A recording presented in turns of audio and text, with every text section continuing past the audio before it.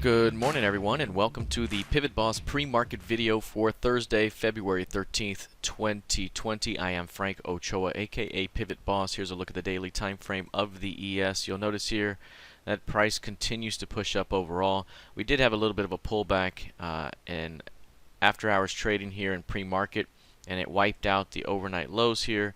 That sent prices right back up. And so again, the previous session's low is going to be very, very important. That's 33.57.75 and into 55 half. So previous closes right in that zone and previous low. So that's a very important zone right there. If price were to come back into that zone, bulls want to be able to defend 55 to 75s for a continuation. And overall, this market is still holding at the cycle high up here, so at some point we may see a rotation back down, back toward the bottom of the channel, and that could be another opportunity to buy. So right now everything's still flowing higher. Bulls are defending here. Prices below the previous session's low would suggest a bit more upside, and if this thing can push through 82.5, you have a continuation toward 3400 coming. Alright, let's take a look now real quickly here at the NQ. You'll notice here with the NQ, very similar price action, but this one sitting just above this 9500 LVN right there. That's a very important LVN in the near term at least. And you can see we're building a 3-day range very similar to what we saw before. I mentioned before, if we break down, it could be a buy back up, and that was an outside day that we saw here. And so we could see very similar price action again, where if we stay inside the range here throughout the day, tomorrow could be another one of those rejection days here, and we could see another continuation higher. And again, anything below 9500 is going to be very important, because if it's rejected, it could be a great buying opportunity inside the trigger zone, which has been defended, and this has shown a propensity to have outside days at those points here every single time we've seen a pullback. So we'll see if that plays out again. Alright, let's take a look now at crude oil. You'll see with crude oil, this one is just about to see a major breakout. It is so close. I talked about the stops being above 52s, 52 half.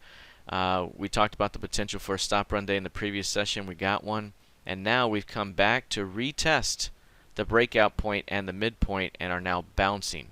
And that is very, very bullish right here. Holding 50-60 is very, very important. If it can keep 50-60 bid here, this could lead to a major breakout ahead. It could be today, it could be tomorrow. We'll see. But if it starts to push through that 52.50, 52.25 zone, it could open up quite a bit of movement to the upside. Again, we were quantifying an 8-day range. We're now 9 days in. We could do a 10-day range as well. It's super compressed.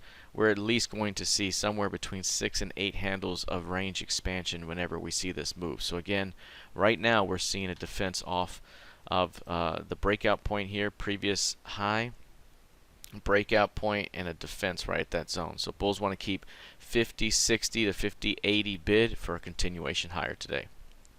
Alright, let's take a look lastly at GC.